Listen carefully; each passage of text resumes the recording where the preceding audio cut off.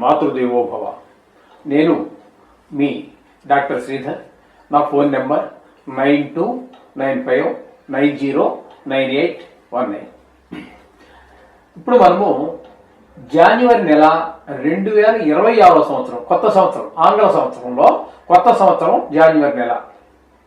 దీన్ని ఈ మాస ఫలితాలు మనం ఇప్పుడు చెప్పుకోబోతున్నాం. గోచార ఫలితాలు ధను రాశి వారికి జనవరి నెల 2026వ సంవత్సరంలో గోచార ఫలితాలు ఏ విధంగా ఉన్నాయో సశాస్త్రీయమైన పద్ధతిలో తెలుసుకునేటువంటి ప్రయత్నం చేద్దాము.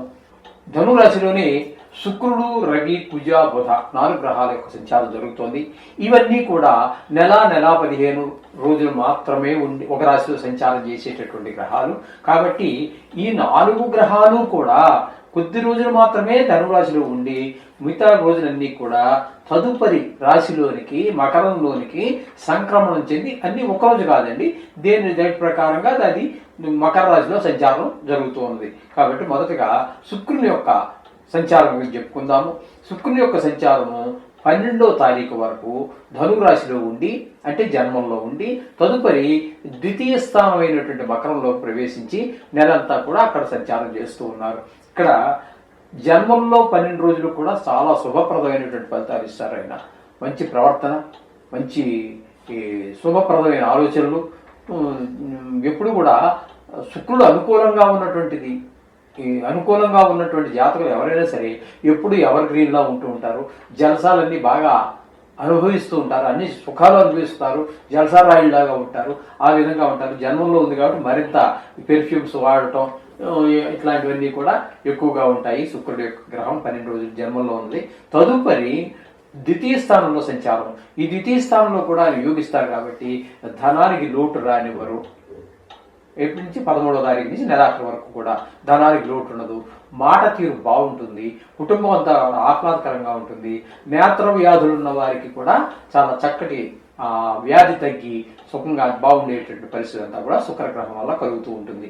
ఇకపోతే రవిగ్రహ సంచారం తీసుకున్నట్టయితే జన్మంలో 14వ తారీఖు వరకు, అంటే ధనురాశిలో 14వ తారీఖు వరకు ఉంటారు. అక్కడ నుంచి సంక్రమణం చెంది మకర సంక్రమణం అంటారు దీన్ని, మకరంలోకి ప్రవేశిస్తూ ఉన్నారు. 15వ తారీఖు నుంచి నెలాఖరు వరకు అక్కడ సంచారం చేస్తారు ఆయన. అక్కడ జన్మంలో రవి ఉన్నటువంటి 14 రోజులు కూడా మనకి ఎక్కువ చెడు ఆలోచనలు, చెడు ప్రవర్తన, మంచి మొత్తం మీద శుభప్రదమైనటువంటి ఫలితాలు అయితే కొన్ని. రవి ఆరోగ్య కారకుడు కాబట్టి చిన్నపాటి అనారోగ్యాలు కూడా ఇచ్చేటటువంటి పరిస్థితి జన్మంలో ఉన్న 14వ తారీఖు వరకు, జనవరి 14 వరకు. తదుపరి ద్వితీయ స్థానంలో ఉన్నప్పుడు ధనానికి కొంచెం లోటు కలిగే పని ఉంటుంది. ధనానికి కొంచెం ఇబ్బంది పడాల్సిన పరిస్థితి వస్తుంది. మాట కూడా కొంచెం కఠినంగా ఉంటుంది. అలాగే కుటుంబంలో కూడా ఆహ్లాదకరమైన పరిస్థితులు ఉండవు. నేత్ర కారకుడు కూడా కాబట్టి నేత్ర వ్యాధులు ఉన్న వారికి కొంచెం ఇబ్బంది కలిగించే ప్రయత్నం కూడా ఈ రవి చేస్తూ ఉంటాడు. ఇకపోతే కుజుని యొక్క సంచారం కూడా 15వ తారీఖు వరకు ధనుసు రాశిలో జరుగుతుంది. జన్మంలో కుజ సంచారం ఫలితాలు ఇవ్వదు. అలాగే ద్వితీయంలో కూడా మంచి ఆలోచనలు కానీ మంచి ప్రవర్తన కానీ ఉండదు. అలాగే ధనానికి ఇబ్బంది, అలాగే మాటల్లో కఠినత్వం ఎప్పుడు కూడా సహజంగానే ఈ రవిది, ఈ కుజునిది మాట సహజంగానే కొంచెం కఠినత్వంగా ఉంటుంది. అంటే రాజుగారు, ఆయన రవి రాజుగారు, ఈయనేమో సైనికుడు, సైన్యాధీక్షుడు. కాబట్టి అడ్మినిస్ట్రేటర్స్ ఎప్పుడూ కూడా అలా కఠినంగానే మాట్లాడుతూ ఉంటారు, కొంచెం సీరియస్గానే ఉంటారు. అందరి మీద భుజం మీద చేసి మాట్లాడితే వాళ్ళు ఎవరు వీళ్ళ మాట వినరండి. అంచేత సహజంగానే వీళ్ళిద్దరూ కొంచెం కఠినంగా మాట్లాడే తత్వం ఉంటూ ఉంటుంది. ఈ విధమైన పరిస్థితి అంతా కూడా కుజుడు కూడా 2వ స్థానంలో ఉండి అదే ధనానికి ఇబ్బంది, మాట ఇబ్బంది ఇవన్నీ కలిగజేస్తూ ఉంటాడు. ఇక 3వ గ్రహం అయినటువంటి 4 గ్రహాలు ఉన్నాయని చెప్పుకున్నాం కదండి. ధనుసులో 4, ఆనానికే మళ్ళీ మకరంలో కూడా కొద్ది రోజులు అయిపోయిన తర్వాత ప్రవేశిస్తున్నాయి. ఇక్కడ బుధుని గురించి మనం చెప్పుకోవాల్సినది 17వ తారీఖు వరకు ధనురాశిలోనే ఉంటారు. ఈ ధనురాశిలోనే 17వ తారీఖు వరకు ఉన్నారు అంటే జన్మంలో బుధుడు అనుకూలమైన ఫలితాలు ఇవ్వజాలడు. ఈయన కూడా చెడ్డ ఆలోచనలు, చెడు ప్రవర్తన ఈ పూర్వకాలంలో ఎప్పుడో కొంచెం చదువుకునే రోజుల్లోనో ఇంకా పెళ్లి కాకముందో ఏవో కొన్ని ఫ్రెండ్స్ తోటి కొంచెం ఎంజాయ్మెంట్ కోసం చేసేటటువంటివన్నీ కూడా ఒకసారి జ్ఞాపకం రావటం, వాటి వైపు మనసు లాగటం లాంటి ప్రయత్నాలన్నీ జరుగుతూ ఉంటాయి. కాబట్టి కొంచెం జాగ్రత్తగా ఉండండి. తదుపరి 18వ తారీఖు నుంచి నెలాఖరి వరకు అంటే 13 రోజులు, అది 11 రోజులు, ఇది ఒక 3 రోజులు, 14 రోజుల పాటు సుమారుగా ఈ 14 రోజులు ఆయన ద్వితీయ స్థానంలో ఉంటారు మకరంలోకి. అక్కడ మాత్రం ఈ మిగతా వాళ్ళందరూ డబ్బులకి ఇబ్బంది పడే పరిస్థితి కల్పిస్తూ ఉంటే ఇక్కడ బుధుడు మాత్రం దాన్ని సరిచేసేటట్టు ప్రయత్నం చేస్తాడు. డబ్బులు వచ్చే విధానంగాను, మాట, కుటుంబంలో ఆహ్లాదం, ఇవన్నీ కూడా మనకి బుధుడి వల్ల కలిగేటువంటి వస్తూ ఉంటాయి. ఈ విధమైన ఫలితాలన్నీ కూడా మనకి ఈ 4 గ్రహాల వల్ల కలుగుతున్నాయి. తదుపరి రాహువు తృతీయ స్థానంలో సంచారం. రాహు అద్భుతమైనటువంటి ఫలితాలు ఇస్తాడు.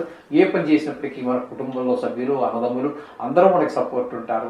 అలాగే మనం చేసేటటువంటి వృత్తి వ్యాపారాల దగ్గర, అలాగే ఉద్యోగస్తులను అన్ని సాహసంగా ఏ పని చేసినా కూడా మన కింద పని చేసేవాళ్ళు అందరూ సహాయ సహకారాలు అందిస్తుంటారు. అందరూ సహాయ సహకారాలు ఉన్నట్టయితే మనిషి మరింత ముందుకి వేయడానికి, ధైర్యంగా ముందుకు వేయడానికి బాగుంటుంది, సాహసం చేయడానికి. ఈ విధమైన పరిస్థితులన్నీ కూడా రాహు వల్ల కలుగుతూ ఉంటాయి. ఇకపోతే చతుర్థ వీళ్ళకి ఈ ముఖ్యంగా ఈ ధనువు రాశి వారికి అర్ధాష్టమ శని ప్రభావం ఉన్నది. ఈ అర్ధాష్టమ శని ప్రభావం వల్ల ముఖ్యంగా మనం చెప్పుకున్నాం కదండి, శని అనేటటువంటి ఆయన 3 చోట్ల మాత్రమే, 12 రాసుల్లో 3 రాసుల్లోనే సుఫలితాలు ఇస్తారు. ఇకపోతే 3 పోతే 9, ఆ 9లో కూడా 5 రాసుల్లో చాలా విపరీతంగా బాధించే ప్రయత్నం చేస్తారు. అందులో ఏంటి 5 అంటే అర్ధాష్టమ అంటే 4వ స్థానము, అష్టమ అదొక స్థానము, ఇక ఈ ఏలినాటి శని అంటే అది 3 రాసుల యొక్క కలయిక అర్ధాష్టమ శని అనేది. ఏంటంటే జన్మ రాశికి వెనక రాశి, ఆ రాశి, ముందు రాశి, ఈ 3 రాశులు కలిపి అవి 3, ఇవి 2, అర్ధాష్టమ, అష్టమ, 5 రాశులు. ఈ 5 రాశుల్లో ఎక్కువగా శని భగవాను పీడించే అవకాశం ఉన్నది. కాబట్టి ఇక్కడ మీకు శని భగవాన్ యొక్క ప్రభావం మనకి ఖచ్చితంగా గోచరిస్తూ ఉన్నది. అంచేత జాగ్రత్తగా ఉండండి. వీరు ఏదైనా ఈ నెలే కాదండి, ఇంకా కూడా వీరు నెల ఫలితాలు చెప్పుకుంటున్నామని నెల అంటున్నాము, కానీ ఇంచుమించుగా ఈ సంవత్సరం కూడా ఉంటారు. కాబట్టి శనికి ఖచ్చితంగా జప హోమాలు చేయించుకోవటం కానీ అట్లాంటివి కానీ చేయండి. ఇంకోటి ఏంటంటే రాబోయేటటువంటి 31వ తారీఖున మీకు శని త్రయోదశి వస్తున్నది. ఆ రోజున తైలాభిషేకం కానీ, నువ్వులు కొని వారి పాదాల దగ్గర వేయటం కానీ చేయండి. దాని ప్రభావం చాలా తగ్గేటటువంటి అవకాశం ఉంటుంది. ఊళ్ళో పూజారి గారి చేత అభిషేకం చేయించుకున్నట్టయితే ఆ తైలాభిషేకం మరింత బాగుంటుంది. దానం ఇచ్చినా కూడా బాగానే ఉంటుంది. ఏదో మీ వీళ్ళని బట్టి, అవకాశాన్ని బట్టి చేయండి. రోజు చదువుకునేటటువంటి ఆ నవగ్రహ మంత్రాలు తప్పకుండా చదువుకోవాలి. ఇకపోతే 7వ స్థానంలో గురు సంచారం జరుగుతుందండి. ఈ 7వ స్థానంలో గురు సంచారం మనం చెప్పుకోవాలన్నట్టయితే భార్య అంటే పెళ్లి కానిటువంటి వారికి వివాహం కుదరటం కానీ, వివాహం జరగటం కానీ ఇటువంటి అవకాశం ఎక్కువగా ఉంది. ఒకవేళ పెళ్లి అయిపోయింది అనుకోండి, ఆ పెళ్లి అయిపోయినటువంటి వారికి భార్యాభర్తల మధ్యన అన్యోన్యత పెరుగుతుంది. ఈ విధంగా ఉంటుందండి. ఇకపోతే భాగస్వామ్యంలో వ్యాపారం చేసే వారి మధ్యన కూడా ఏకాభిప్రాయం ఏర్పడేటువంటి అవకాశం కనబడుతోంది. తద్వారా వ్యాపారం ముందుకు వెళ్తుంది. ఇకపోతే భాగ్యస్థానంలో కేతు గ్రహ సంచారం, ఇది అస్సలు మంచిది కాదండి. తద్వారా తండ్రి గారికి కొంచెం అనారోగ్యం వచ్చేటువంటి పరిస్థితి ఉంటుంది. అలా గుడికి గోపురాలకి వెళ్ళాలనుకున్నా వెళ్ళలేము. ఆ దైవ కృపకి కొంచెం దూరం అయ్యేటటువంటి, అంటే మొక్కుకుని కూడా వెళ్ళలేకపోవటం, ప్రయత్నం చేసినా వెళ్ళలేకపోవటం, ఆ దేవుడికి ఏదో మన బాధలు వినిపించుకోవటం లాంటి సౌకర్యాలన్నీ కోల్పోతూ ఉంటాం. ఈ విధమైనటువంటి ఫలితాలన్నీ కూడా ఈ ధనురాశి వారికి జరుగుతాయి. మొత్తంగా మనం చెప్పుకోవాలి అన్నట్టయితే ఇక్కడ శుక్రుడు పూర్తిగా అనుకూలమైనటువంటి ఫలితాలు ఇస్తూ ఉన్నారు. అలాగే గురువు పూర్తిగా అనుకూలమైన ఫలితాలు ఇస్తున్నారు. 2 గ్రహాలు పూర్తిగా అనుకూలం ఇస్తున్నాయి. రాహు గ్రహం 3 గ్రహాలు పూర్తి అనుకూలం. రాహు కూడా తృతీయంలో ఉండి పూర్తిగా 3 గ్రహాల అనుకూలత పూర్తిగా ఉంది.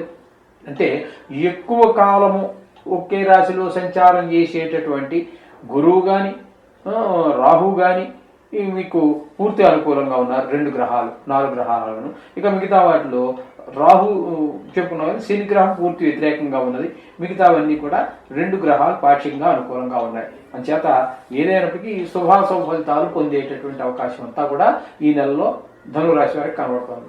ఏది ఏమైనప్పటికీ కూడా నవగ్రహ జపాలతో పాటుగా మీరు ఈ బాగలేని గ్రహాలకి ఏదైనా చేయించుకున్నట్టయితే, శని చూసారా ఈ సంవత్సరం పాటు ఉంటుంది ఇక్కడ. అలాగే కేతు కూడా ఇక్కడ సంవత్సరం పాటు ఉంటాడు.